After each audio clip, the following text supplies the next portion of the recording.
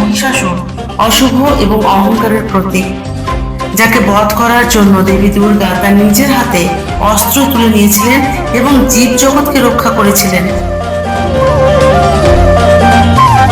জাগো নারী জাগো বন্যী শিখা, জাগো সাহসী মন্ত্রে রক্ত টিকা। জাগো নারী জাগো বন্যী শিখা, জাগো সাহসী মন্ত্রে রক্ত টিকা। জাগো নারী জাগো বন্যী শিখা।